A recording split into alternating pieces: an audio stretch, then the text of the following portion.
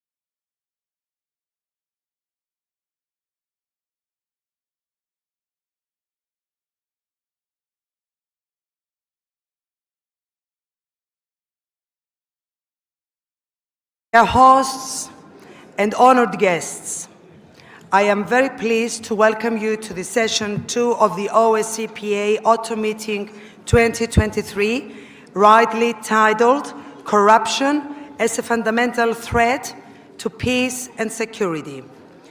I want to extend my warmest appreciations to the Armenian Parliament for hosting OSCPA Autumn Meeting and giving us the opportunity to hold this session. I also wish to thank our International Secretariat for the support. We are very honored to have an excellent list of prominent guest speakers today with us, who will elaborate the work of their institutions in fighting corruption. I am delighted to introduce our panel of guest speakers, Mrs. Alexandra Habershon from the World Bank, Washington, Mrs. Mariam Kalstian from the Armenian Corruption Prevention Commission, and Mr. Konstantin Vachelasvili from the OSCE ODIHR. I'm really happy we are 3 women on this panel today. I have to add this, yes. As the OSCPA Special Representative on Fighting Corruption, I would like to say a few words regarding corruption as a fundamental threat to peace and security.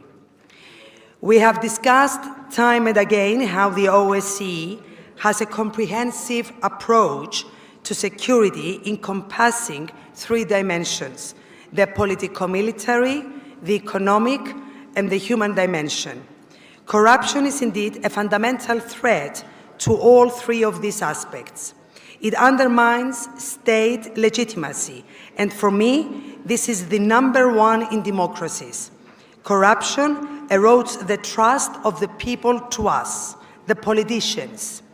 It erodes trust to institutions because they are seen as a vehicle for private gain of those who pull the strings, not as a vehicle for service.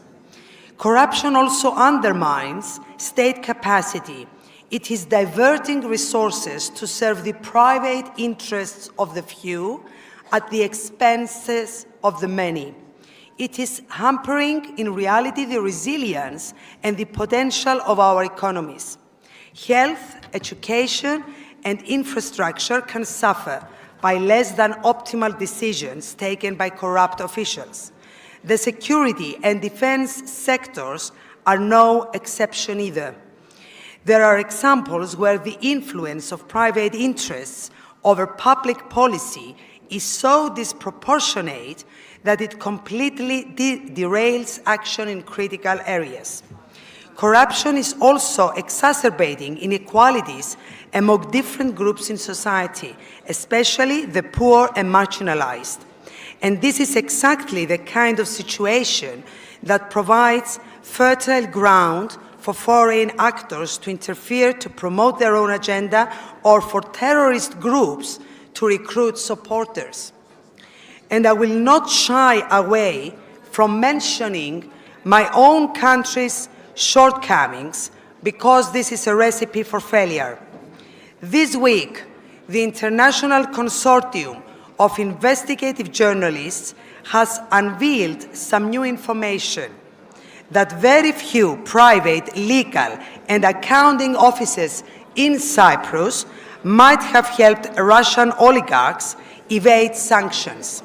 So the Cypriot citizen was paying high economic and diplomatic costs as a result of the sanctions, while some extremely rich lawyers and accountants were helping oligarchs evade them.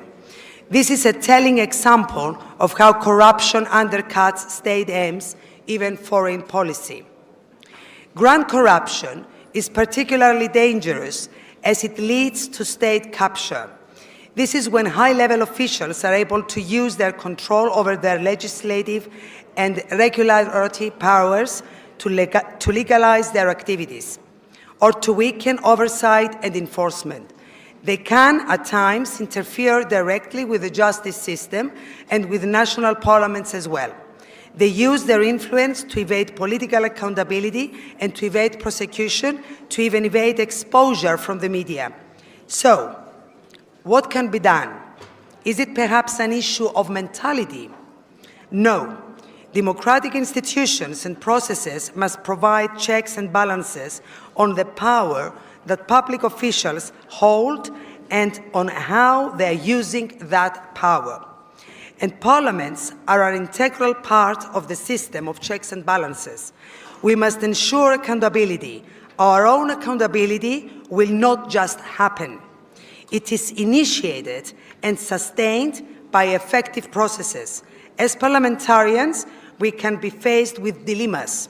Sometimes corruption may seem to be coming from friendly political spaces. We must be able to navigate this process. We can't put party discipline above transparency. We can't weaken our accountability standards if we fear they will harm political friends or allies just to score cheap political points, because this too is unethical. And this is not a theoretical discussion. There are many practical measures to take. We can make sure that committees controlling public expenditures are chaired by the opposition. We can make sure that whistleblowers and journalists are well protected. We can make sure that judicial processes are free from interferences, but that there is accountability for their choices as well. We must make sure that full transparency related to the beneficial owners of private companies is guaranteed. We must protect and support those who expose corruption, and we must enhance international cooperation and assistance. Combating corruption is an investment to growth, to democracy, and ultimately to security. Now, the perspective from the World Bank, the ODIHR, and Armenia will provide useful insight into these matters. Our first guest speaker today is Mrs. Alexandra Habershon, Program Manager, Global Lead, Anti-Corruption, Governance, Global Practice in the World Bank. Since 2011, Alexandra has coordinated the activities of the World Bank Group's International Corruption Hunters Alliance, has designed and delivered anti-corruption training programs and workshops, and coordinated special research projects. Her most recent policy and technical research has focused on whistleblower reporting mechanisms and protections, and the development of data mining methodologies to detect and deter corrupt practices in public contracting and development financing. She has operational experience in Latin America, Africa, Eastern Europe, and Central Asia. Dear Alexandra, thank you for accepting our invitation and coming from USA to Yerevan to share your insight with OSCPA delegates. I'm eager to hear your perspective on fighting corruption and learn more about the activities of the World Bank on this matter. The floor is yours.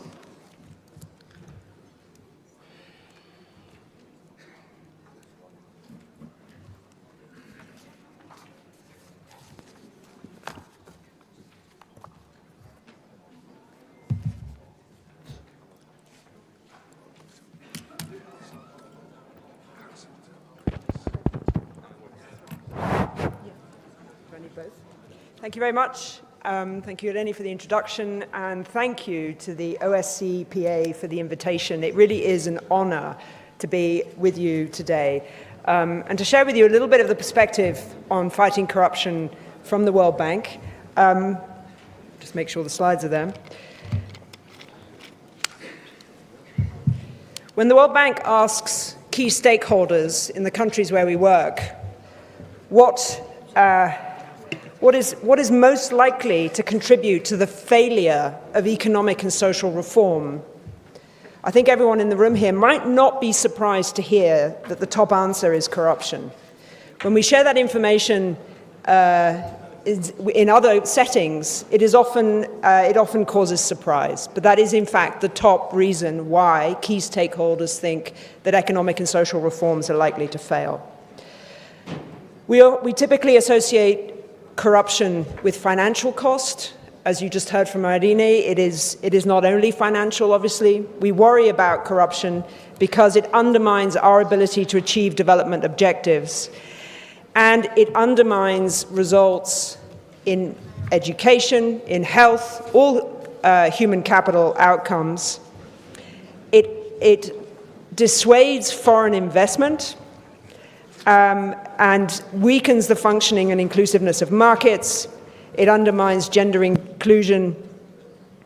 And two, I think, areas of really important focus for the World Bank today. It will undermine our response to climate change, and it exacerbates conflict. And that is the focus of today's discussion. So I'm going to say a little bit more about the work that the World Bank does in the context of corruption and conflict. There's a lot of research now in this space. We have evidence that shows that corruption is a driver of conflict and can exacerbate fragility. Why does it do that? How does it do that? How does corruption drive conflict? Well, it undermines the capacity of institutions to deliver basic services, to respond to shocks, to absorb shocks, and to provide security. As a result, corruption also undermines the perception that governments are serving all communities and groups equally and inclusively, and thereby it damages trust in institutions. Therefore, addressing corruption should be at the heart of peace and reconstruction efforts. Something else that we've learned, and that the research has shown from conflicts around the world, that a short-term emphasis on stability in peace settlements can overlook the risks posed by corruption. It is a compromise often that will cost a lot more in the long term.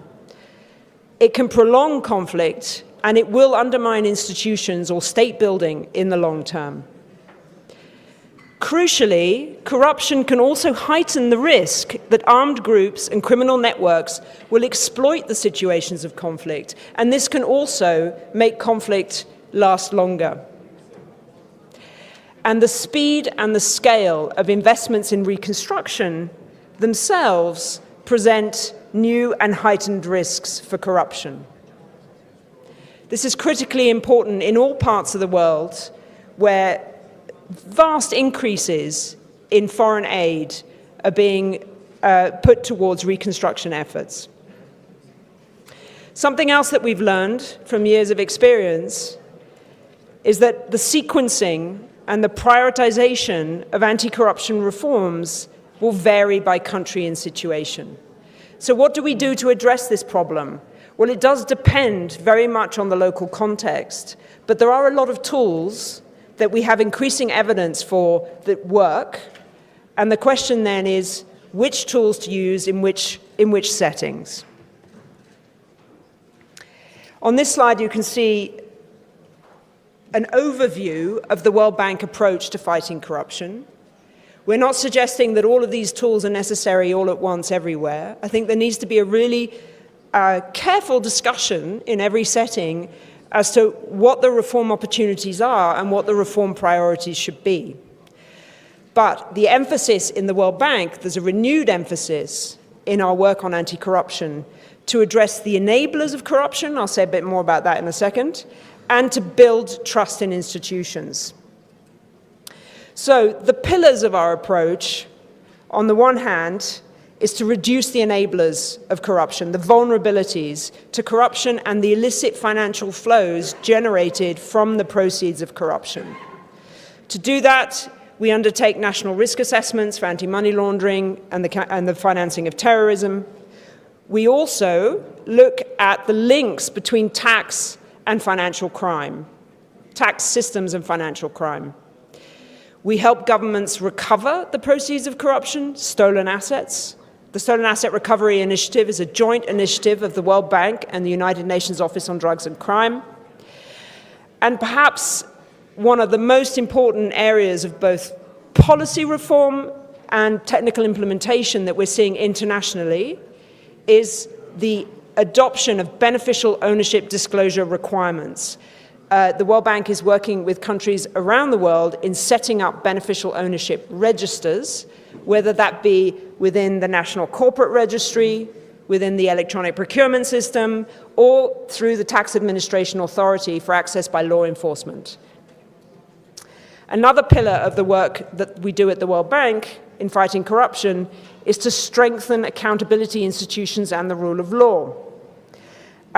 This means building institutions, national anti-corruption authorities, and the tools that we use to promote accountability in public administration. So income and asset disclosure systems and whistleblower protections, among the many others that are possible. We're also working with supreme audit institutions to help them digitize and automate the detection of risk and to be able to conduct real-time audit, not just ex-post audit of risk. We are working with justice systems to help them modernize through the digitization of procedures, the publication of court decisions, merit-based recruitment, asset disclosure, and training for investigators and judges, for example, in financial investigation and asset recovery. A great deal of public expenditures are dispersed through public procurement systems in the procurement of goods, works, and services. This is an area where corruption risk is known to be very high and where actually there is some very promising results and work happening thanks to the adoption of electronic procurement systems. We're now in a space where we're able to use data-driven approaches to identifying risks and addressing risks in real time. And we are broadening our use of digital technologies in anti-corruption, not just in electronic procurement systems, but to innovate in the use of AI and artificial intelligence to identify risks across public administration using administrative data, open data, and also microdata, so transactional data as well. And lastly, the last pillar, coalitions for reform. Making progress in anti-corruption in any setting is very difficult, if not impossible to do, without having effective coalitions in place. And that can be collective action with the private sector or working with civil society. We're helping in some countries build up civil society observatories to build data literacy amongst oversight organizations.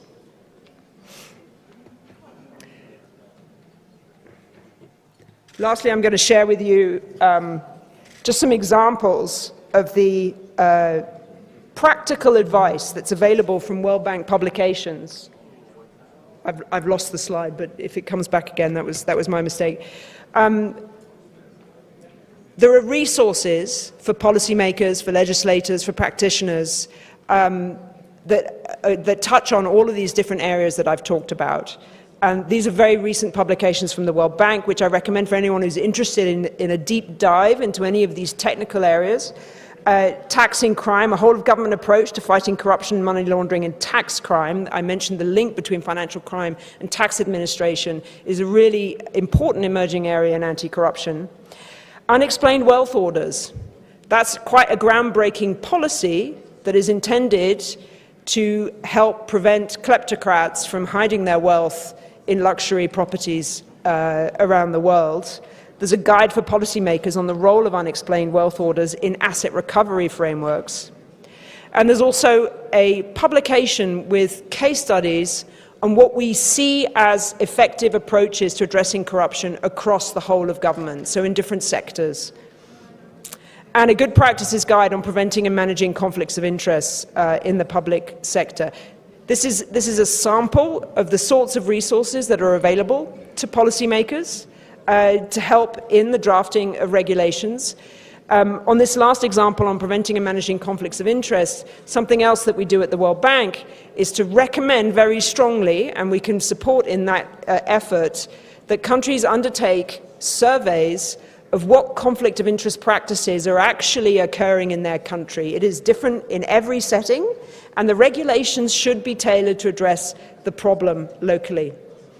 I'm going to stop there, and I look forward to the discussion and to any further questions on how the World Bank is working to fight corruption. Thank you very much. Thank you, Alexandra, for a very interesting presentation. I have to comment that whistleblowers is a must legislation for every country if we really mean it to fight corruption, and it was well said. And also, conflicts, like you said, Alexandra, they are being prolonged because of the corruption. It's a matter of interest. And for us politicians, asset declaration. We have to declare our assets on a yearly basis. Now, our next speaker is Mrs. Mariam Kalstian. Mariam is an anti-corruption specialist, lawyer, currently serving as a member to the Corruption Prevention Commission of the Republic of Armenia, a newly established independent body that implements the country's corruption prevention policies. She previously led the Anti-Corruption Policy Development and Monitoring Department of the Ministry of Justice. She has more than 10 years of experience working in state institutions, from which 8 in anti-corruption sphere. During that period, Mariam was always actively involved in ongoing anti-corruption reforms in Armenia and was coordinating the process of anti-corruption policy development. Dear Mariam, the floor is yours. We are honored to have you. Distinguished colleagues, it's on? That's fine. Distinguished colleagues, ladies and gentlemen, first of all, let me take this opportunity to welcome all of you to Yerevan and hope you are enjoying your stay here. It is my immense pleasure to be here today, and therefore I would like to take this opportunity to thank the OSCE Parliamentary Assembly and the organizers, especially my Armenian colleagues, for giving me an opportunity to speak about the importance of a comprehensive anti-corruption policy, not only for the economic perspectives, but for the security and peace of our world. It is to mention that our world is facing a new era where the effects of corruption directly affect the peaceful population and, what is more tragic, children. In this new era, transparency, accountability, and support of every individual are the heart of global reforms that we all are aiming at. As you are aware, over the last years, Armenia has passed through democratic transition, politically and institutionally, especially when it comes to fostering good governance, preventing and combating corruption. Back in 2019, when the third and boldest anti-corruption strategy was adopted, one of the demonstrations of the political will was the establishment of the anti-corruption institutional framework, which was composed of different institutions having a mandate to prevent, detect, investigate, and adjudicate corruption. I would like to highlight some of the more notable achievements in the anti-corruption and good governance fields made during previous years. Thus, in 2019, Corruption Prevention Commission was established as an independent preventive body. CPC has quite a large scale of powers. So inter alia, we are inspecting and analyzing declarations, conducting integrity check of candidates, as well as acting judges, prosecutors, investigators. We are following the observance of rules of conduct, the incompatibility requirements, and other restrictions by a number of public officials, and also conducting control over the financial activities of political parties, etc. A specialized law enforcement body, the Anti-Corruption Committee, was also established in 2021. Meanwhile, the main competence of the committee is the organization and implementation of pretrial proceedings of criminal corruption cases.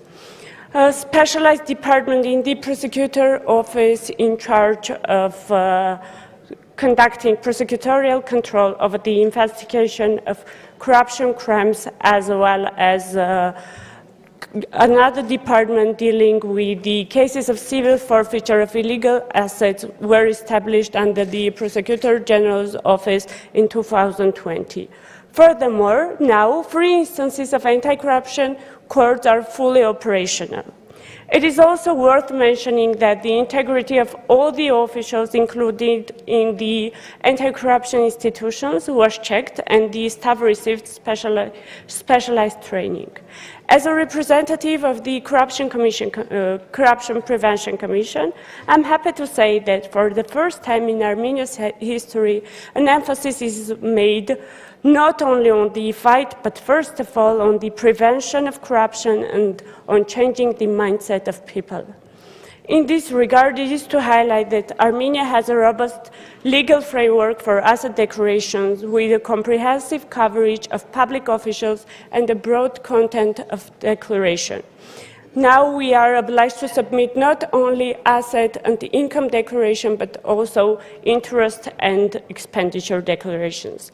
What is more motivating, in 2023, the new electronic platform for declaration was launched, and our next vision step not only includes strengthening the efficiency of the analysis process through the establishment of automated cross-check and risk-based analysis mechanism, but also it is planned that the integrity check questionnaires, reports of the political parties, gift registry, and online corruption risk assessment tool will also be part of this platform. As you can see, digitalization is a main part of our daily routine, since along with the new challenges, it imparts tremendous benefits. If applied properly and wisely, information technologies can be a great benefit to our lives and will contribute to simplified administration, transparency, and reduction of discretion. Importantly, after 3 years of practical work related to integrity check, we can attest that despite the advisory manner of the CPC's opinion provided to the appointing agencies as a result of checking processes, there are only few cases where persons who have received negative opinions have been appointed or promoted. This comes to show the direct impact of the Commission's work regarding the prevention of corruption through integrity checking process. It shall be also mentioned that in recent years, the legal framework for prevention and managing conflict of interest, including incompatibility rules, gift regulations, was significantly improved. Model Code of Conduct for public officials and its interpretative manual have been adopted, and what is more important, hundreds of public officials and candidates have been trained on integrity issues. In addition, I would like to state that although my presentation is more focused on prevention of corruption, significant steps have been undertaken by Armenia to address the issue of asset recovery, the protection of whistleblowers, and creation of reporting effective mechanisms. Ladies and gentlemen, to conclude, I would like to once more indicate that we need to be very consistent. Even with the best institutional systems and the strongest mechanism in place, we will never succeed without changing the mindset of people up to zero tolerance towards corruption. Therefore, for us, those who work at DCPC, it is crucial and exciting that day by day we are witnessing changes in the behavioral culture of public employees, which comes to prove that we are not working to punish, but to give them a chance to change their way of thinking. We should not forget the final beneficiaries of our fight, the people to whom our efforts should serve. So we should encourage and engage with them on this path to building democratic states. We strongly believe that the reforming path and efforts directed to the fight against corruption will safeguard economic development, security and stability not only within the country, but also throughout the region. Thank you for your attention. Thank you, Mariam, for sharing your valuable experience in fighting corruption here in Armenia. Our final speaker today is Mr. Konstantin Varchelasvili, the head of the Democratization Department. You see, there are also men who are doing a good job when it comes to fight corruption. Of the OSCE Office for Democratic Institutions and Human Rights, ODIHR, which is mandated to support the OSCE participating states, among others, in developing rule of law-based democratic institutions, respecting principles of transparency, accountability, equality. The floor is yours, Konstantin. Thank you. Thank you very much, Madam President, distinguished members of the delegations, excellencies, colleagues, ladies and gentlemen. It is my great pleasure to be here. And first of all, I would like to thank OSCPA for the kind invitation. It is indeed a privilege. I need to do something with my pen. Okay.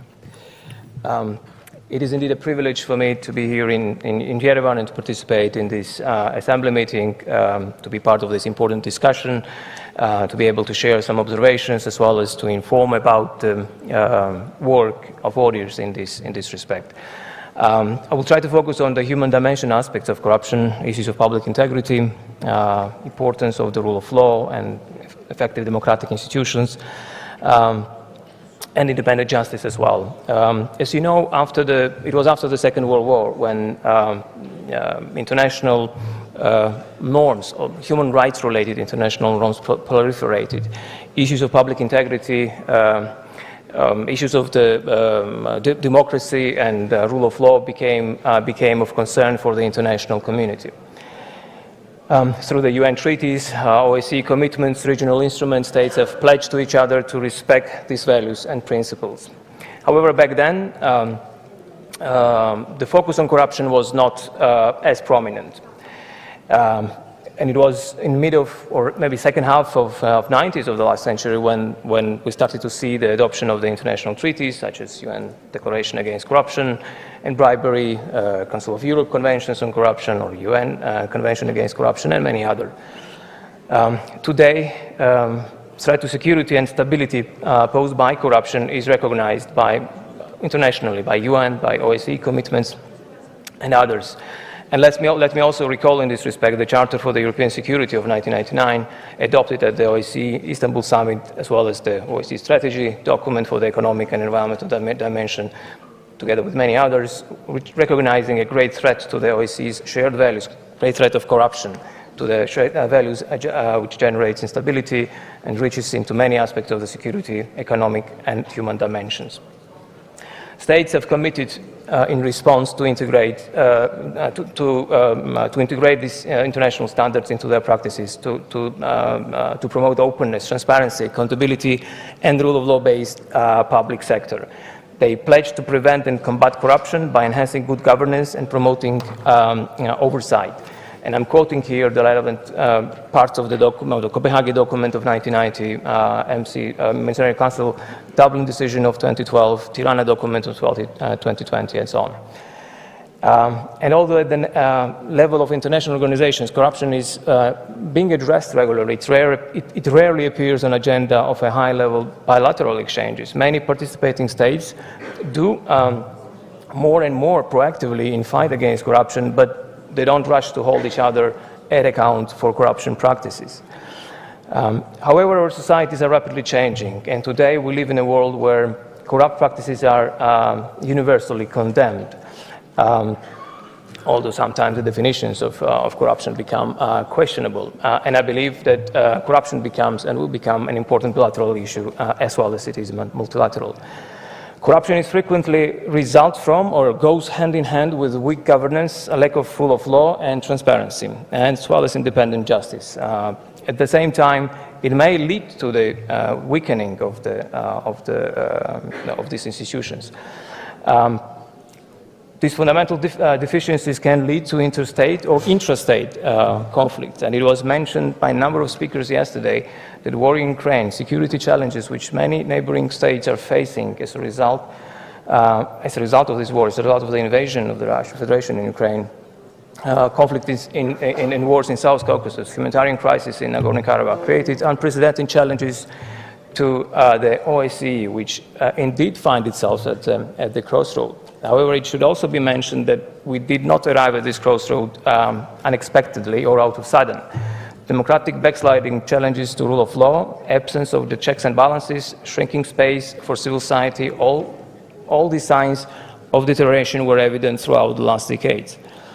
As mentioned, OSCE commitments, other international documents provide clear guidance that lack of respect for principles of rule of law and democracy, lack of political pluralism, inclusive political participation, complete disregard of human rights and freedoms could undermine the peace and stability, and not only on the national but international level. In this respect, the war in Ukraine, again, appears as an absolute tragic, horrifying reminder of the importance of these commitments. So what will we do at ODIHR? The dynamic in the region is obviously very diverse in response to the challenges. We see that some of the participating states in response to these extraordinary challenges stepped up democratic reforms with understanding that this would lead to the most stable political environment, or because they believe that this was the only right way to respond to the crisis. And Ukraine, again, gives a good example of that. Of course, we also see negative trends and situations which are not as clear-cut. However, and while being cautious of these trends, we do recognize the increased openness of the states across the OSCE to engage with ODIHR. For instance, on the relevant issues, obviously, on the issues related to public integrity and corruption and so on. For instance, our legislative assistance or work related to public integrity and parliamentary ethics has almost doubled during the last couple of years. Corruption in institutions are always characterized by absence of public integrity standards or weak standards, but also by lack of transparency and oversight and deficient justice system. I came across earlier of the study which was conducted back in the beginning of 2000 by IMF and together with the World Bank, if I remember correctly, and they supported the study of transitional economies, identifying corrupt practices and the influence of so-called oligarchs on the policy formation, ability to change rules of the game to their substantive advantage. IMF commissioned paper identified interesting trend. It particularly found that among the countries that were most corrupted by wealthy interests were partial reformers in both political and economic terms. These countries made some progress in liberalization, in privatization, but were much slower in institution building, in introducing or implementing the reforms, democratic reforms, failed to develop strong judiciary or oversight bodies. Furthermore, political regimes of these states were characterized by the greater concentration of power and limitations on political pluralism.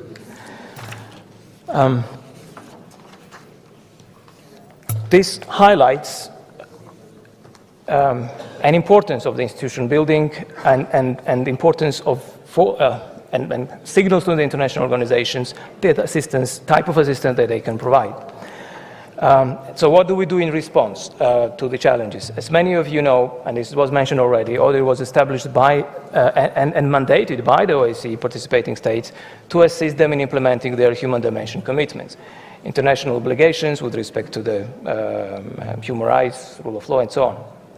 And in this respect, states can rely on and do regularly request others' assistance and expertise. We work with all three branches of government and also with independent bodies like national human rights institutions, anti-corruption agencies, judicial bodies, offering them comprehensive package of assistance, which includes advice on laws and policies that would make them more inclusive, transparent, accountable, and so on. When offering assistance to participating states, we always try to offer advice which is practical and comprehensive as possible. Where relevant, we rely on the cooperation with OSCE institutions and bodies, as well as our external partners, such as GRECO or Venice Commission, and I'm especially pleased to say that we develop good cooperation with OSCE Parliamentary Assembly in this respect, and frequently have members of the OSCPA contributing to our work. Throughout the last years of our work, on the issues of public integrity and anti-corruption, which intensified, and in particular we focused both on legal and ethical aspects of corruption, supporting development, evaluation of code of ethics, promoting best practices, learning and sharing examples from other states. As mentioned, also offering legal opinions on those issues. We work in partnerships because we believe that this would make our assistance more practical, effective, and better tailored to meet the needs of the states, and also because we trust that we thus reinforce each other. And this is the right way forward. Okay. Okay, so of course there are some negative trends as well, which I mentioned briefly, and I will not be going into this in more detail. Just to give you a couple of other examples of our assistance, we work on the and in cooperation with the OSCPA, which contributed extensively to our work. And Irina, you may remember yourself your participation both in the boot camp, which was organized for the civil society together with Transparency International, and this is the reason why we focus on the support with the civil society is because we believe that transparency can be best ensured with the participation of and involvement of the civil society. In the same manner, we've participated and supported and cooperated with the OSCPA in developing the draft, commenting on the draft resolution on the role of national parliaments in enhancing participation in civil society, which was adopted in Vancouver recently, and which, among other mandates or advises the special representative to work closely with ODIHR in developing the further guidelines. We work with OSCE as well, and many others. I would not list all the examples of our work. Just maybe at the very end, highlight that we stand ready, of course, to assist the parliaments, continue our assistance in offering the required advice and expertise in the areas of rule of law, integrity, and democracy. Thank you very much. Thank you, dear Konstantin. I have to say also that civil society part is very important. It's very important in fighting corruption, and we need to invest and encourage NGOs in order to be our allies in this effort, which is not an easy one. Honourable members, I would like now to open the floor for the debate. We have about 22 speakers. So I thank you in advance for your valuable comments and kindly ask you to limit your intervention to 3 minutes. The first speaker on my list is Mr. Pascal Lecamp from France, and he will be followed by Honourable Percy Dower from Canada.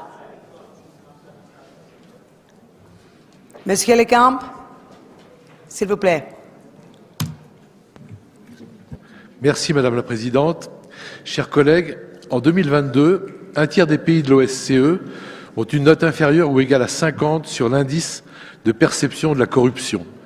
Notre représentante spéciale, Irène Charalambides, a beaucoup de travail devant elle.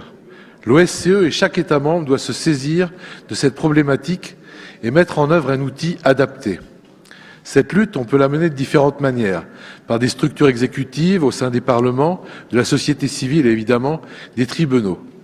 Il faudrait que l'OSCE et notre représentante spéciale puissent, par exemple, rassembler les bonnes pratiques, les diffuser pour que les États membres désireux de s'améliorer dans ce domaine puissent en avoir connaissance et choisir les instruments dont ils souhaitent se doter et qu'une coopération parlementaire entre États de l'OSCE soit mise en place.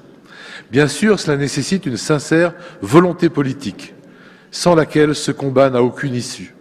En France, la lutte contre la corruption à tous les niveaux, dans tous les secteurs, est une priorité. La France s'est donnée d'un plan pluriannuel de lutte contre la corruption, ainsi que d'institutions et de procédures destinées à empêcher, poursuivre et punir tout comportement répréhensible. L'Agence française anticorruption nationale, placée sous l'autorité conjointe du ministre de l'économie et du ministre de la Justice, a été créée en 2016 pour exercer des missions en conseil, d'assistance et de contrôle. Elle a pour mission d'aider les personnes, morales ou physiques, à prévenir et à détecter toutes les formes d'atteinte à la probité, faits de corruption, de trafic d'influence, de concussion, de prise illégale d'intérêt, de détournement de fonds publics et de favoritisme. La Haute Autorité pour la transparence de la vie publique est une autre institution indépendante chargée de promouvoir la transparence et l'exemplarité de tous les responsables publics, notamment les membres du gouvernement et leurs collaborateurs, les parlementaires, les exécutifs locaux et les membres des autorités administratives indépendantes, de contrôler la déontologie, d'encadrer le lobbying et de diffuser une culture de l'intégrité. Elle mène également des actions de coopération avec la société civile et des actions à l'international pour faire connaître son action et partager ses bonnes pratiques. Ainsi, chaque parlementaire doit, dans les semaines suivant son élection, lui remettre une déclaration d'intérêt et d'activité qui sera comparée à la fin du mandat à une autre déclaration qui pourrait mettre en évidence d'éventuelles prises d'intérêt illégales. Tous les collègues français ici présents ont eu affaire à cette institution. Ces déclarations sont publiques, publiées sur Internet et consultables en préfecture. Par ailleurs, l'Assemblée nationale s'est dotée d'un déontologue chargé de contrôler l'utilisation de l'argent public, du respect de l'interdiction des emplois familiaux pour les collaborateurs, de prévenir ou de faire cesser les conflits d'intérêts des députés. Il est vital pour notre région que la situation en matière de corruption s'améliore. Et je sais qu'Irène ne ménage pas sa peine et mène ce combat sans relâche. Nous la remercions collectivement ici. C'est dans l'intérêt de tous et de chacun pour un monde meilleur, gage de confiance, de sécurité et de paix en Europe. Je vous remercie. Merci, Monsieur Le Camp. And the next speaker is Honorable Percy Downey from Canada, and he will be followed by Mrs. Maria Karapetian from Armenia. Thank you. The floor is yours, Mr. Downey. Thank you, Chair, and I'd like to thank the panel members for their very impressive presentations today. I found them very informative. Colleagues, corruption comes down to one thing: money. Illicit financing, money laundering, and tax evasion are a growing problem that pose a significant threat to security and stability in the OSCE region. The money hidden in tax havens must come back to their home countries. If people can hide money in tax havens to avoid paying taxes with no personal impact, we are not treating everyone the same. The losses incurred by companies from illicit transactions are staggering. In 2018, over 2,300 countries lost a total of $1.5 trillion to financial crime, to bribery, corruption, money laundering, fraud, and cybercrime. I want to emphasize that these are not victimless crimes. Rather, tax evasion and the use of tax havens have a major impact on our society. Reduced tax revenues impact the abilities of governments to address public policy challenges, and they drive up nations' deficits and debt. Furthermore, they place an unfair burden on those who do pay their taxes, causing them to pay more to make up the shortfall. As partners in the OSCE, we owe it to one another and to our own citizens to take actions on these global problems. In 2017, Canada joined like-minded nations in enacting our own Magnitsky Law, named for Russian lawyer Sergei Magnitsky. The law permits Canada to enact a variety of sanctions against corrupt foreign officials, including freezing their assets that they hold in our country. Canada recently passed a law requiring federal regulated corporations to create and maintain a list of their beneficial ownership. My own bill to combat international tax evasion is currently before the Canadian Parliament. Among other measures, this bill would require Canada's Federal Revenue Agency to report all convictions for domestic and overseas tax evasion and to report on the tax gap. Many of our partner countries here today have already implemented this type of legislation. As the OSCE Special Representative on Corruption has suggested, the best plan to end the flow of illicit finances is through close cooperation. We are strongest colleagues when we act together. Thank you. Thank you, Mr. Dami. And now, Mrs. Maria Karapetian from Armenia, and she will be followed by Mr. Khalil Shnopche from Northern Macedonia. Thank Maria. you very much, Madam Vice President. Dear colleagues, it is such a pleasure to see you all in Armenia. We have dedicated this session to the connection between corruption and threats to security. In this respect, of course, the biggest threat to peace and security is when weapons are sold to corrupt regimes, because these corrupt regimes do not use these weapons for legitimate defense. These corrupt regimes use these weapons to defend their corrupt regimes. Yet, I would like to shift the conversation in a positive key and to talk about how the fight against corruption is actually conducive to peace and security, also similar to how our speakers have highlighted for us today. A corruption-free state and society goes hand in hand with democratic, transparent, accountable institutions, healthy institutions, that is to say, from the army to electoral institutions, from schools to ministries. And this means resilience. Resilience is an important defense shield in our modern societies, especially in an era of hybrid wars that include not only conventional arms, but also information technologies, ideologies, and whatnot. So it is with this understanding that we in Armenia have coupled our aspirations for regional peace in the South Caucasus with a very strong domestic agenda for reforms, including the fight against corruption. And let me highlight this by our budget discussions that are underway in the Parliament of Armenia, like in many other parliaments around the world in these fall months. We compare the numbers of our 2024 budget to the numbers of our 2018 budget. The reason for this being that in 2018 was a turning point for Armenia's democratization. So in 2024, the revenue portion of Armenia's budget will be double the revenue portion of 2018. Capital expenditure for 2024 will be triple the capital expenditure of 2018. Our healthcare budget will be double the healthcare budget of 2018. Our education budget will be more than double the education budget of 2018. How was it possible to double the revenue part of the budget, especially in just a few years? Thanks only to the relentless fight against corruption and a free economy. And we're sure that our path to peace internally and externally in our region lies through building a more resilient, a more democratic Armenia. Thank you very much. Thank you, Maria, and I want to make a reference that you mentioned what's going on in your country, like I did before. It takes a courage to speak up how you are changing things in your own country. Thank you. And now Mr. Khalil Shnopche from Northern Macedonia, and he will be followed by Mrs. Lynn Ruane from Ireland. Please, Mr. Khalil, Thank you. colleague, the floor is yours. Thank you, Madam Chair, dear colleagues.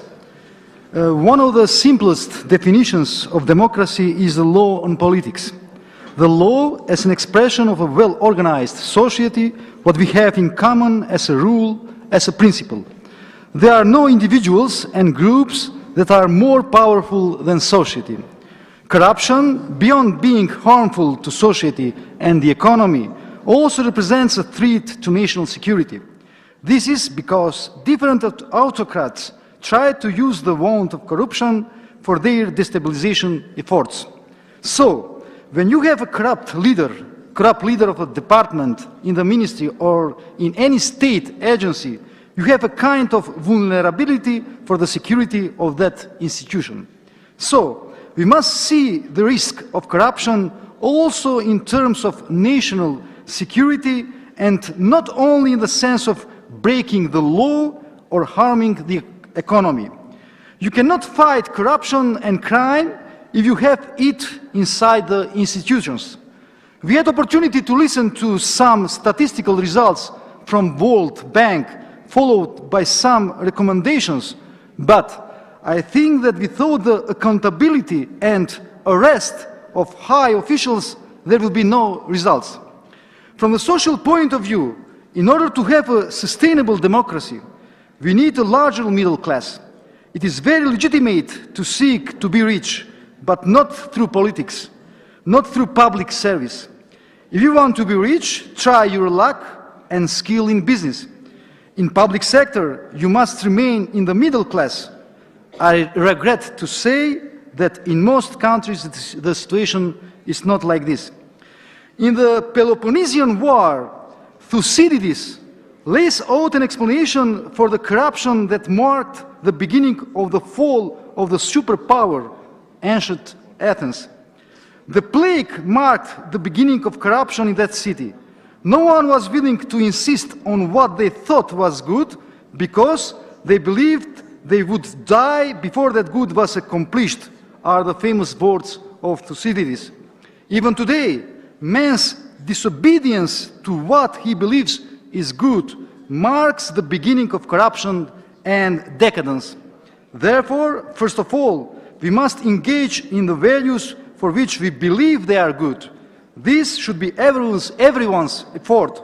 Without this, we cannot prevent corruption. Thank you.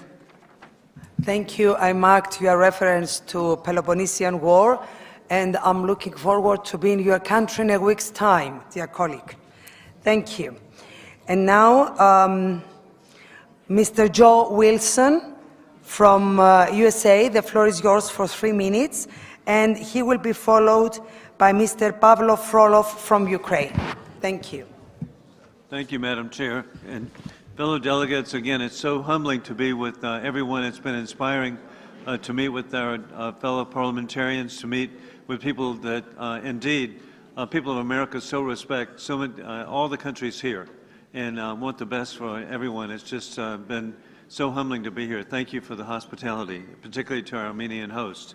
With that in mind, Madam President, Russia's murderous invasion of Ukraine is a belief by war criminal Putin that he can shamelessly use corruption as a tool of foreign policy.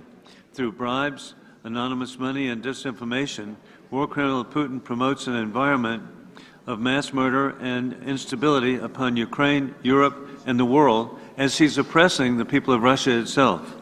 In order to win the war for civilization and prevent Russian aggression in the future, we must make our systems less susceptible to foreign corruption, which are actually subverting the democratic freedoms that we have. And I am grateful that we can work together, stemming the corruption. I am the co-chairman of the Counter-Kleptocracy Caucus in the U.S. Congress, which is focused on these ways in a bipartisan way, Democrats and Republicans together, as we last year passed a measure which allows for the transfer of legally recovered Russian oligarch assets to Ukraine for reconstruction. I encourage all of our colleagues to pursue Putin's cronies in their systems and ensure that they pay for their war crimes. It is also, I am grateful to work in a bipartisan manner with colleagues for legislation to confiscate Russian sovereign assets. Russia has approximately $350 billion in frozen sovereign assets in the USA, EU, UK, and Canada, which should be used to repair the destruction which has been caused by the Russian invasion. These assets can be correctly used for the people of Ukraine for its defense and victory against Russia's brutal and unprovoked invasion. As sadly we see a war of dictators with rule of gun invading democracy's rule of law, we must deter further aggression by war criminal Putin, the regime in Tehran, and the Chinese Communist Party, which is oppressing the people of Russia, Iran, and China. I yield back. Thank you so much for your intervention. And now the floor goes to Mr. Pavlo Frollo from Ukraine. Dear colleague, the floor is yours for 3 minutes.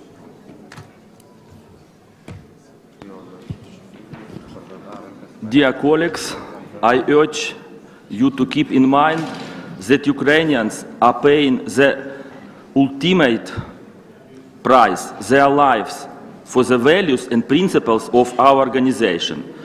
The unwavering and robust support from our partners is deeply appreciated and crucial for Ukraine's victory. While much has been accomplished, more still needs to be done. In order to approach the end of the Kremlin's terror regime, we should prioritize the fight against corruption by eliminating various illegal schemes that enable Russia to evade sanctions. Russia has become adept at circumventing sanctions, amassing over 800 long-range missiles poised to continue the genocide against Ukrainians, waiting the cold weather. It's imperative to expand the sanctions coalition, implementing secondary sanctions on those who defy the existing ones. This particular holds true for the energy and financial sector, chips and microelectronics supply.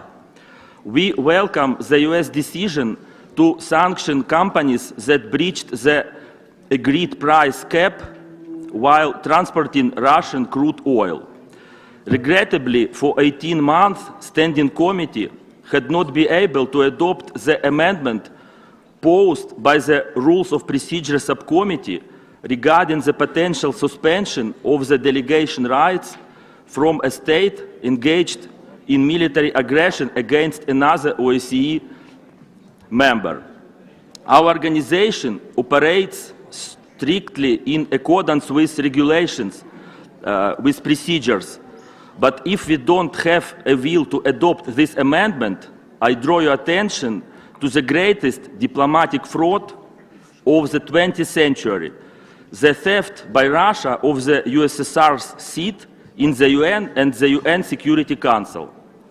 Russia's illegal presence in the UN is indisputable, given that the USSR as a state ceased to exist without changing its name and territorial size.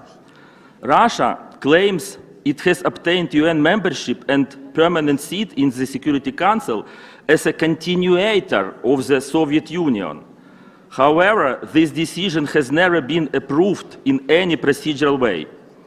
Possible scenarios for cancelling Russia's UN membership include the Chinese scenario of 1971, when the UN General Assembly recognized the Republic of China, Taiwan, as a sole representative of the Chinese people, requiring a simple majority vote. Another example is the South African scenario, where the Credential Committee from 1969 to 1984 did not confirm South Africa's credential due to apartheid. To restore justice and hold Russia's leaders accountable for the war and violations of the UN Charter, in alignment with the statute of the International Criminal Court, we need UN Security Council recommendation, but it currently obstructed by a terrorist country. Thank you. Thank you, dear colleague. Next speaker is Mr. Mahmoud Farahmad from Norway, and he will be followed by Mrs. Victoria Sparch from USA. Madam Chair, dear colleagues, I would like to start by thanking our hosts for their hospitality and also thank the panel for their insightful introductions. Madam Chair, international corruption threatens security and countering it is a strategic necessity. Corruption poses a significant threat to state institutions and security for several reasons.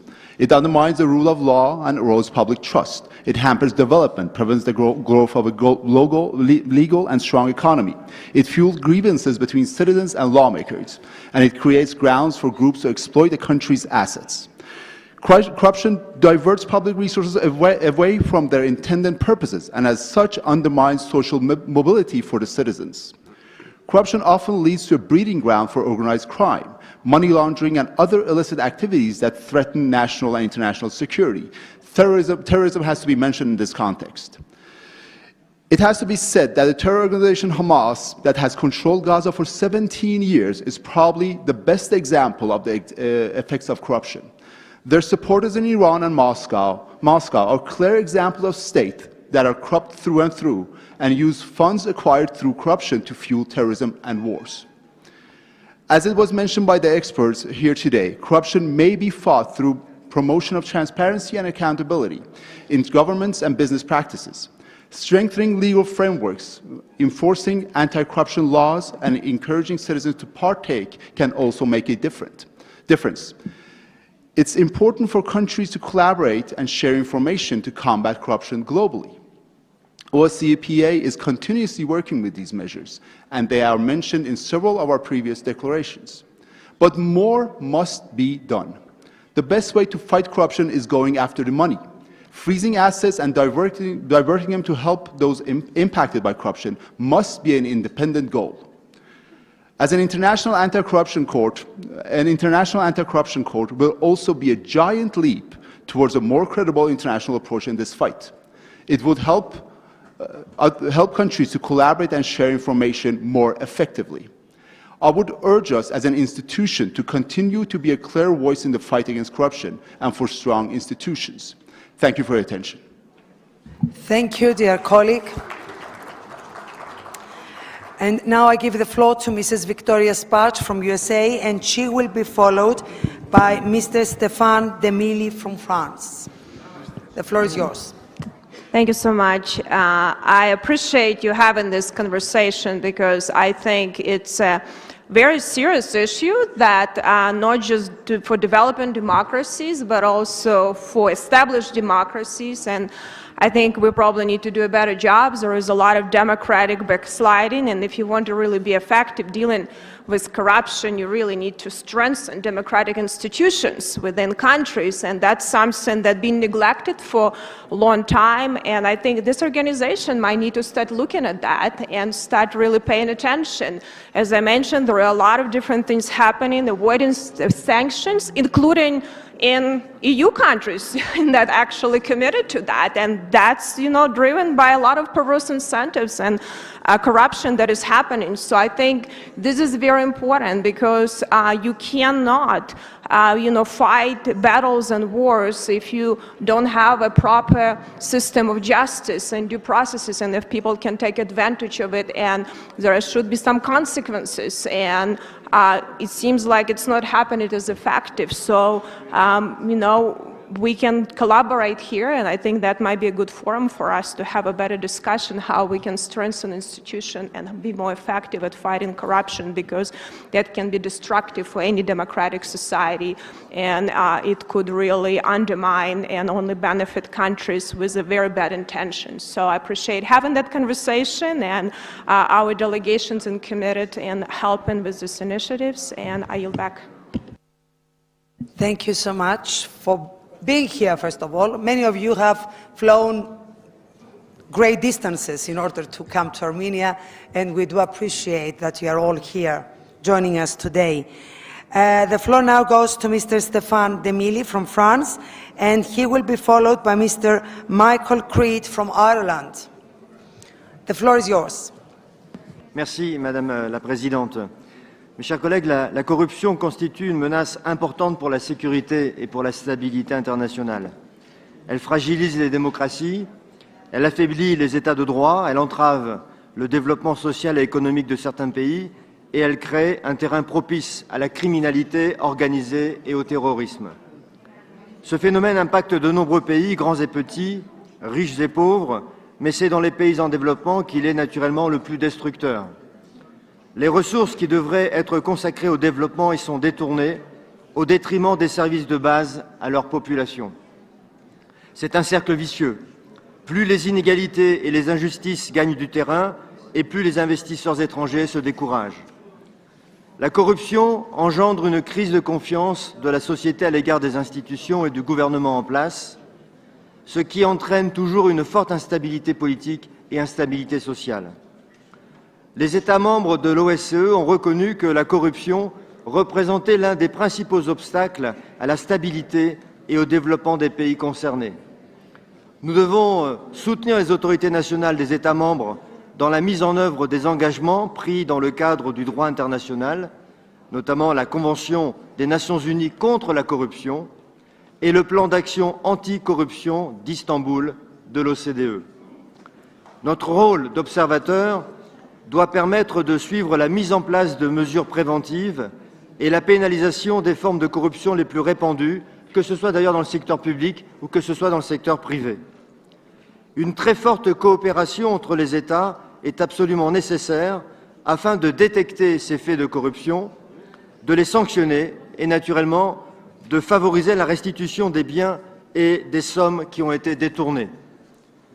C'est parfaitement et particulièrement important pour de nombreux pays en développement où de hauts responsables ont parfois détourné des richesses nationales et là où les nouvelles autorités en place ont besoin de ressources pour la reconstruction de la société.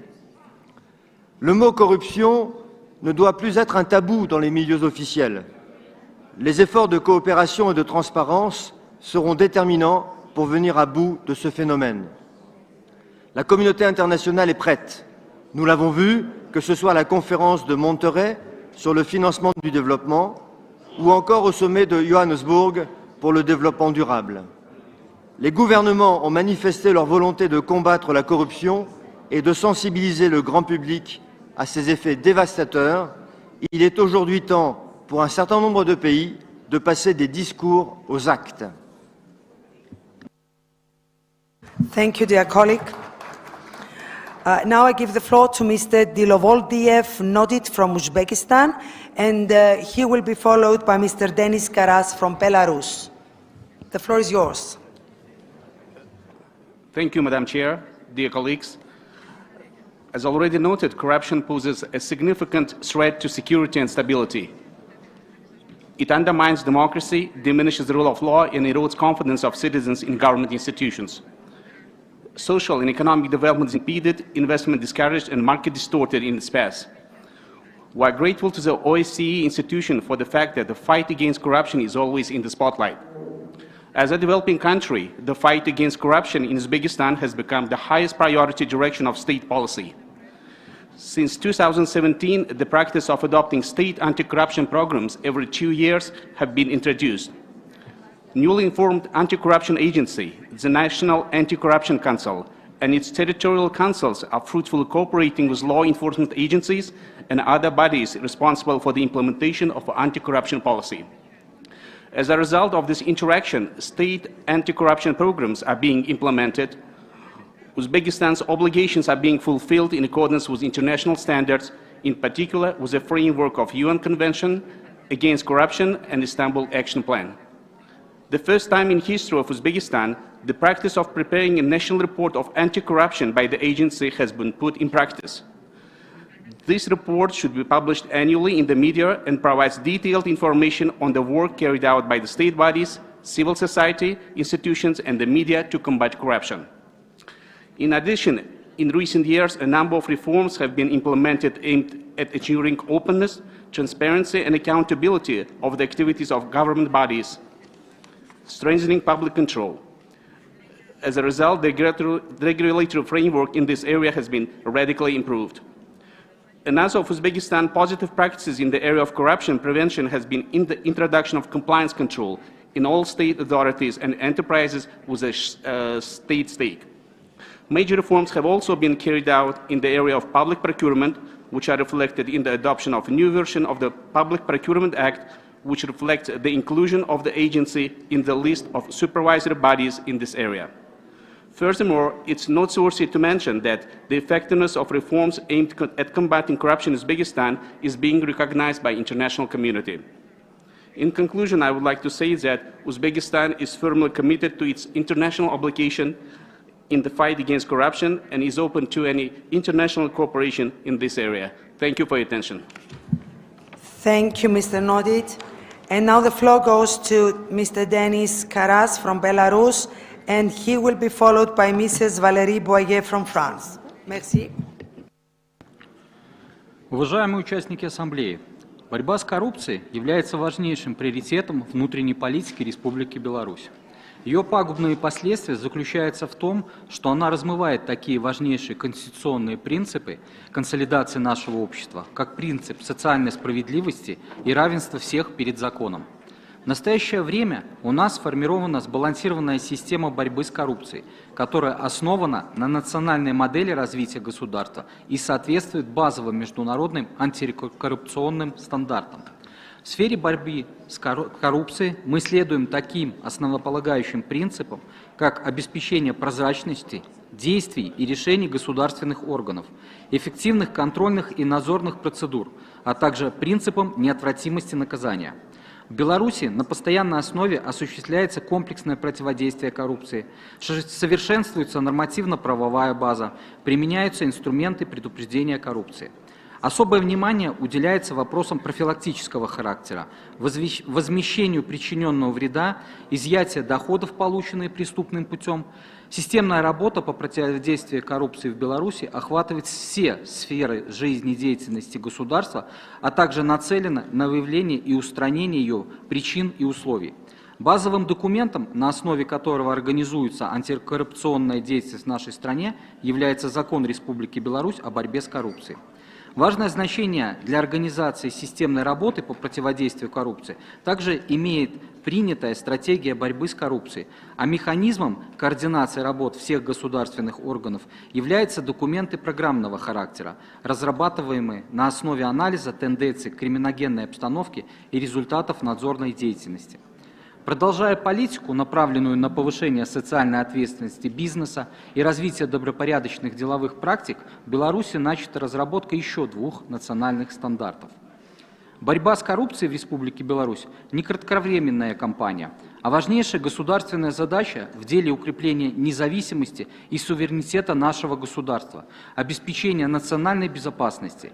И главный источник успеха в решении данной задачи – крепкая государственная власть, сильная социальная политика, опора на народ и гласность. Спасибо. Thank you. Thank you, dear colleague. And now the floor goes to Madame Valérie Boyer from France. Madame Boyer, the floor is yours. Votre microphone. Merci. Pardon. Merci Madame la Présidente, merci mes chers collègues. La corruption sape la démocratie, l'état de droit et le développement. La corruption, effectivement, touche tous les pays, mais représente un obstacle majeur au développement des pays les plus pauvres. La mise en œuvre du plan d'Istanbul de l'OCDE doit être promue efficacement et développée. Pour des pays de l'OCDE et pour d'autres pays, des indices ont été mis en place. Mais permettez-moi d'insister sur 2 points. La première, c'est peut-être de faire en sorte qu'ici, à l'OSCE, nous développions des bonnes pratiques à partager. Vous savez que la France s'est dotée d'un plan pluriannuel de lutte contre la corruption, avec l'Agence française anticorruption qui a été créée en 2016, avec la Haute Autorité de la transparence et de la vie publique qui touche et qui demande au gouvernement, aux membres du gouvernement, à leurs collaborateurs, aux parlementaires et aux membres des autorités indépendantes de déclarer les sources de leurs revenus. Beaucoup d'organismes publics, et notamment le Parlement, se sont dotés de déontologues, mais je voudrais insister sur d'autres points. On parle souvent d'évasion fiscale, Mais il existe aussi d'autres façons de corrompre qui s'appellent aussi le noircissement. Il n'y a pas que le blanchissement, il y a aussi le noircissement, c'est-à-dire le détournement de fonds publics à des fins ou de dette sociale, à des fins de corruption ou même d'actes beaucoup plus graves, d'actes de terrorisme. Cela, malheureusement, a été décrit pour la France. Et puis, il y a un dernier point qui, pour moi, me semble extrêmement important. Au sein même des pays de l'OSCE, certains pays subissent l'influence d'autres pays de façon extrêmement importante pour des décisions qui peuvent atteindre la vie politique. Cela a été décrit pour la Russie, mais il y a d'autres grandes puissances, comme la Chine, comme ça a été dit, effectivement, qui interviennent très largement dans des prises de décision, ou d'autres pays qui pratiquent ce qu'on appelle la diplomatie du caviar et qui permettent malheureusement à des influences qui ne sont pas en faveur de la démocratie ou du développement de s'installer dans nos pays. Aujourd'hui, il est très important que l'OSCE se dote de d'outils partagés pour lutter contre la corruption et probablement aussi d'outils qui fassent en sorte qu'entre pays de l'OSCE, nous ne subissions pas ces influences néfastes qui entravent la démocratie. Je vous remercie. Thank you, Valerie. And now, Mrs. Yevgenia Kravchuk from Ukraine. She will be followed by Mr. Stanislav Anastasov from Bulgaria. Thank you, Madam Chair. As dear colleagues, as Ivan mentioned rightfully, it's quite hard to speak about your own country, but I will try and will tell about the way of Ukraine, how we fight corruption. Just in 2 days, it's going to be 10 years of revolution of dignity. When people went to protest against the corrupt government, against the corrupt president who wanted to steal our European future.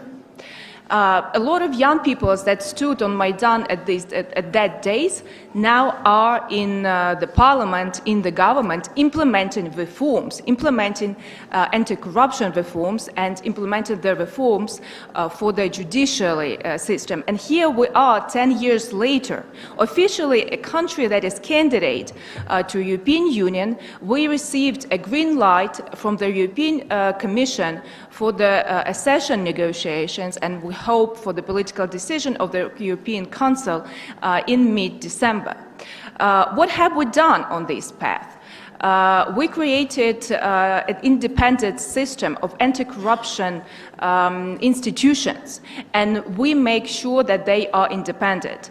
After this session of OSCE, I return to my parliament and we will vote for another legislation to ensure the total independence, for example, of the Special Anti-Corruption Prosecutor's Office. We have a Special Anti-Corruption Court, we have Special Anti-Corruption Bureau, we have Special Anti-Corruption Agency. We are all politically exposed persons until, basically the end of our days, and our families as well, under strict financial monitoring. And we do this first for the people of Ukraine because they need a better future. We do this to ensure the stability in our own country and the democratic institutions. And I think crucial role in this is also freedom of media and the strong NGOs that can report about the corruption cases. And that's also in Ukraine, some of the investigations started after the independent investigations from NGOs or journalists. Also, I think this is the best way to answer this Russian propaganda that they try to spread in your countries as well, that Ukraine is a failed state, Ukraine is a corrupted state, and that they do, I know why, because they want to cut the help that we receive from other countries. And to end my speech and to conclude my speech, during the Revolution of Dignity 10 years ago, I was pregnant at the last month of pregnancy. My daughter, she is the same age of this path, of these reforms, and we do this for the better future of our children. We want our children to live in democratic, free country in European Union. Thank you. Thank you, dearest Yevgenia. And now the floor goes to Mr. Stanislav Anastasov, and he will be followed by Mrs. Paula Cardozo from Portugal. Thank you. Thank you, Madam Chair. Distinguished colleagues, there is no doubt that corruption poses a great danger to our values and our security, especially in the light of the unprovoked Russian military aggression against Ukraine and the sanctions against Putin's regime, and Iran's financing of terrorist organizations like Hamas and Hezbollah. It's of utmost importance to eradicate all premises for corruption in our own countries in the OSCE region. Ladies and gentlemen, I'll give you just two examples which show clearly that corruption can cost many lives. The sanctions against Putin's regime must ensure that not a single cent from our economies goes to Russia or Russian companies, because it goes then to the Russian army and private military companies such as Wagner.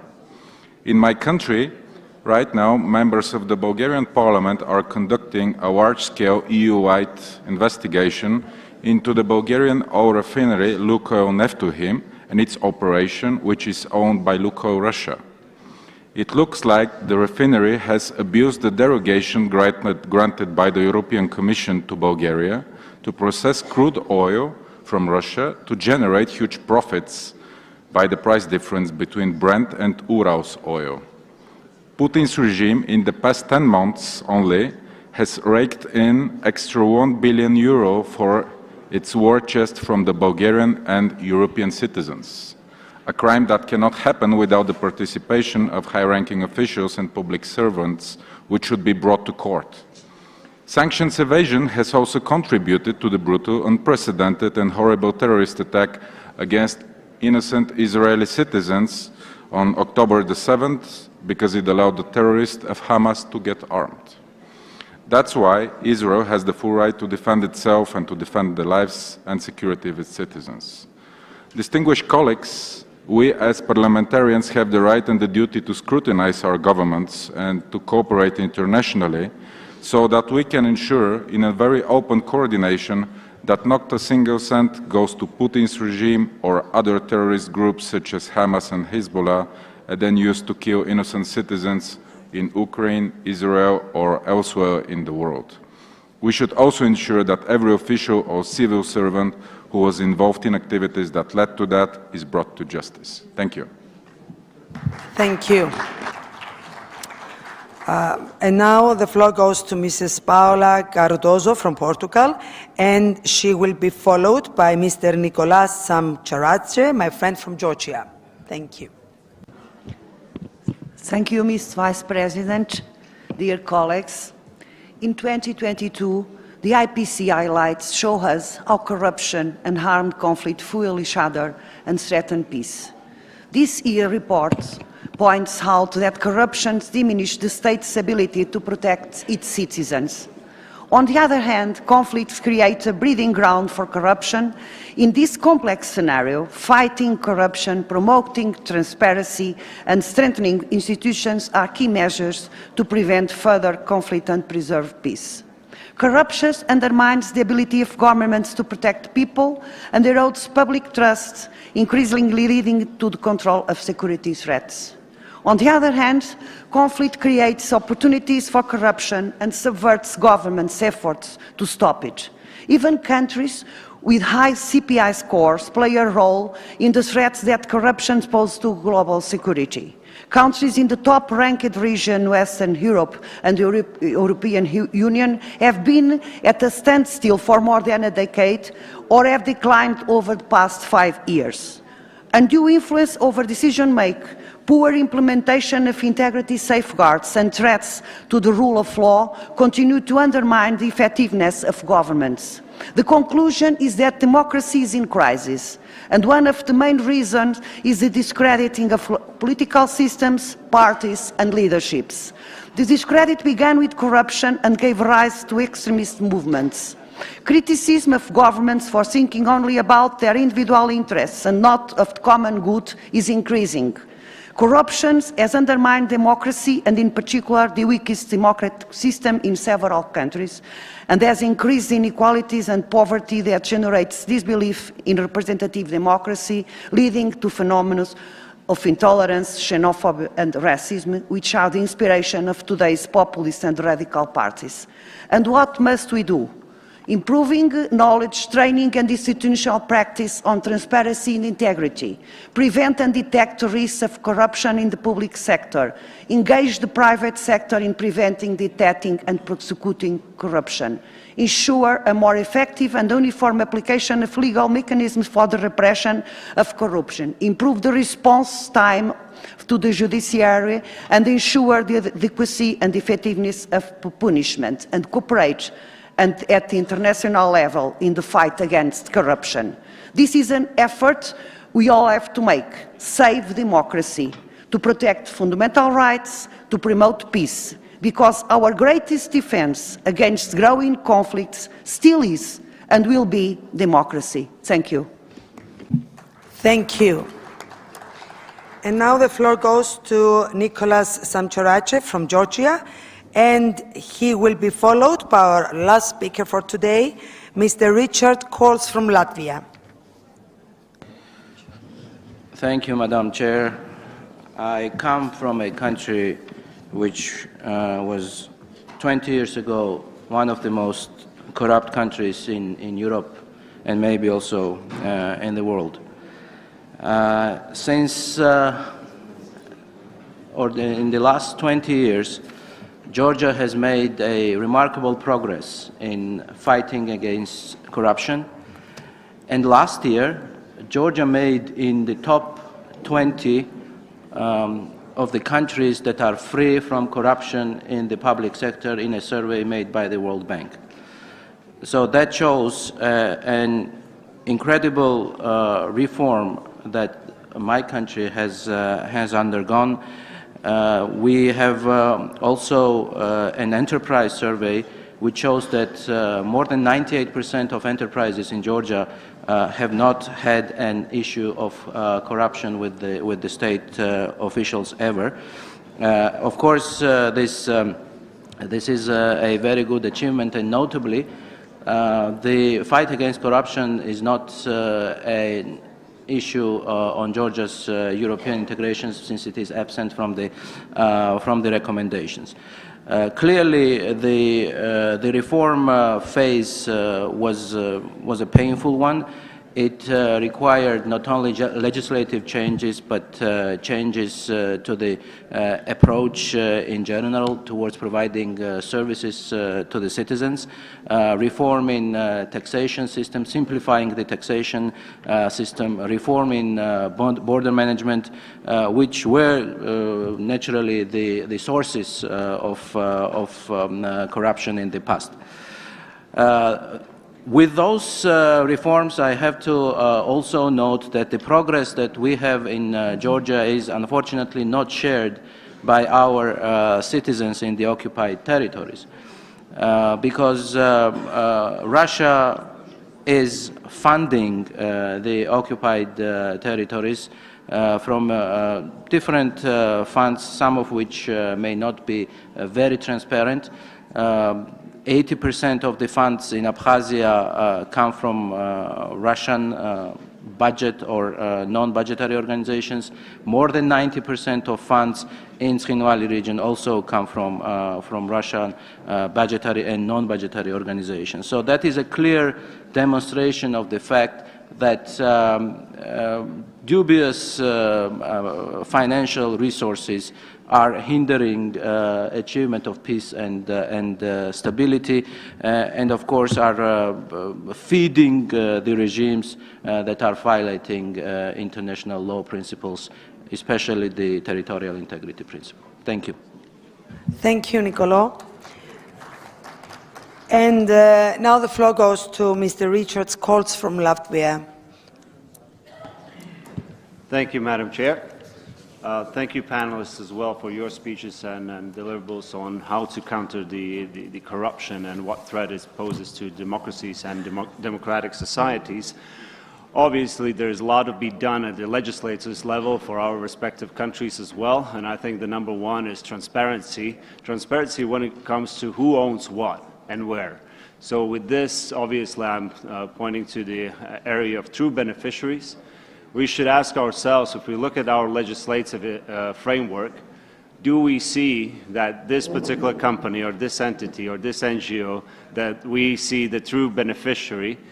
Can we answer that truly saying, yes, we know who owns what?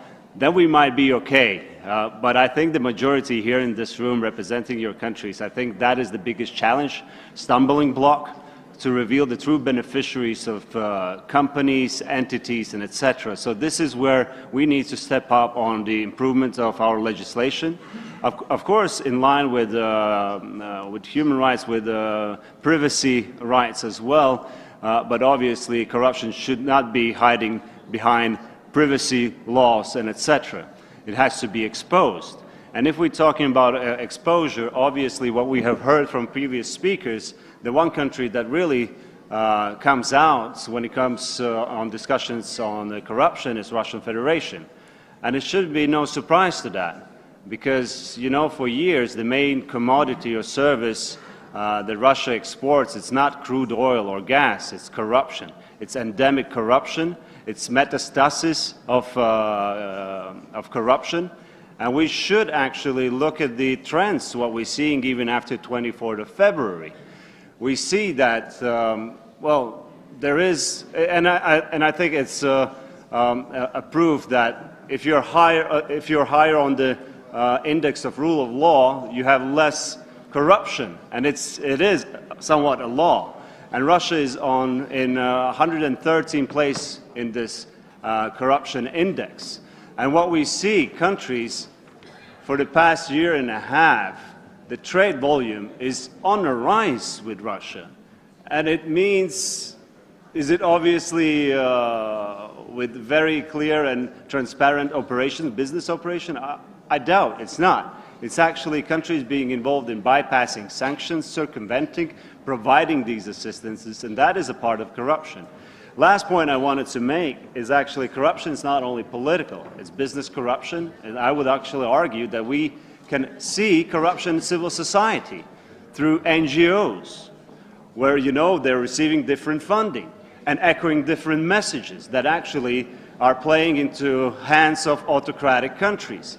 So the corruption is not just classical business or political, it goes beyond. And last case, what we see, the loudest one, Kamtzener, a prominent German journalist who's been, you know, declining for years on asking, do you receive any funding from Russia? No, now apparently it seems receiving 600,000. And then we look what these journalists, for example, have been writing for years, obviously defending autocratic positions. And I think this is where we have to step up on our national legislation. There is no one recipe medicine at international level to cure this, but at national level that is the place. And I would ask, since I'm the last speaker, sorry, I don't want to abuse too much of this time, I want to actually, for the panelists who gave speech, just to reflect on what they have heard, and if there's something they want to also kind of, you know, propose for the delegations as well to bring back home. Thank you. Thank you, Mr. Coles. Now, dear colleagues, thank you for your interesting interventions. You obviously covered all areas, and yes, I will ask the panelists to comment on what they have heard from all of us. Before giving the floor to the panelists, I want to say two things, dear colleagues. Do not cover up for the parties, even if you belong to one. And do not cover up for your governments. We have to care about the people. We have to care about our citizens. They are voting for us. We are obliged to them. They are confident that we will fight for them. So let's do it. No cover-ups for parties or for governments.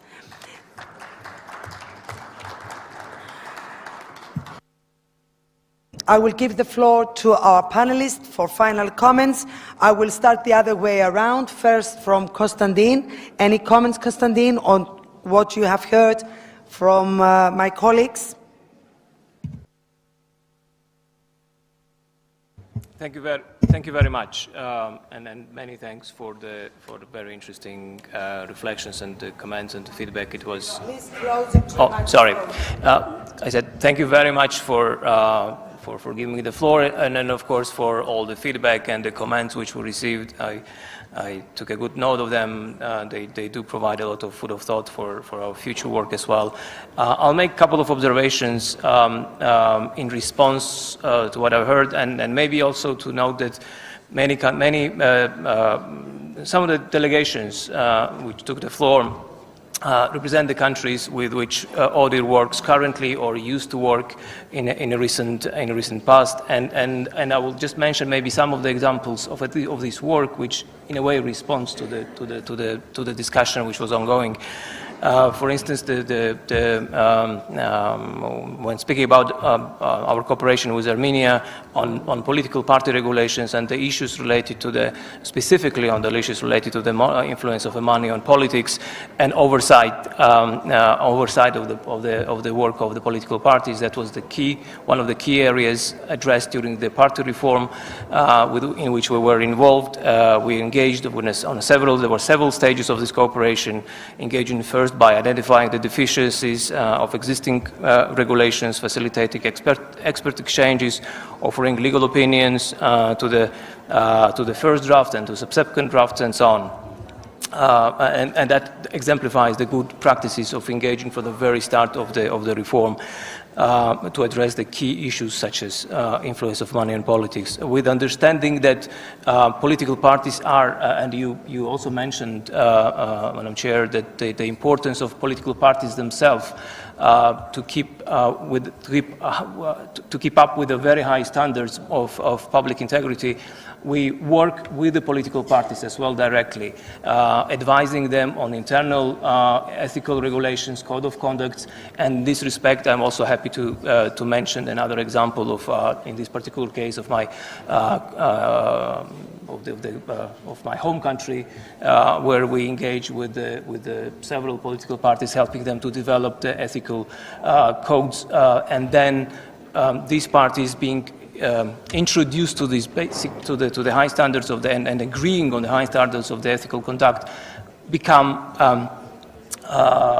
agents of change, if you wish, within the parliament, pushing for the highest standards in future.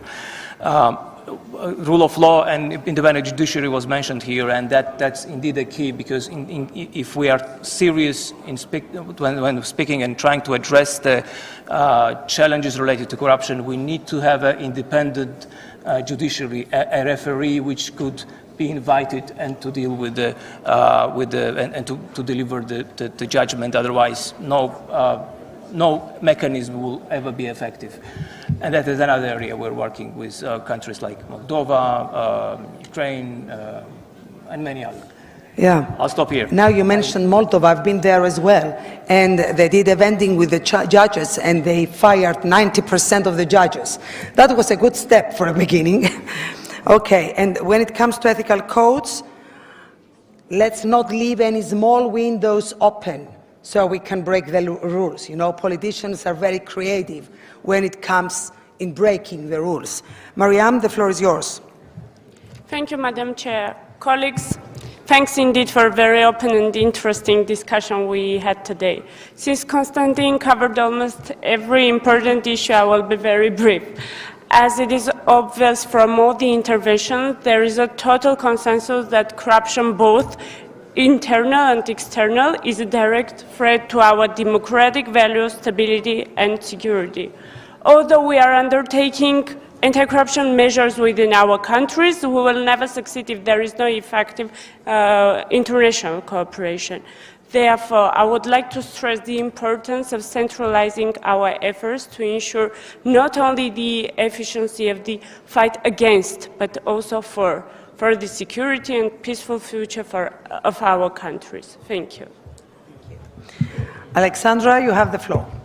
Thank you very much, and thank you for those really interesting and I will also say inspiring interventions from all of the honourable delegates. We heard a range of messages. I want to take up the delegate from Latvia's invitation to reflect a little bit on what I heard in these interventions.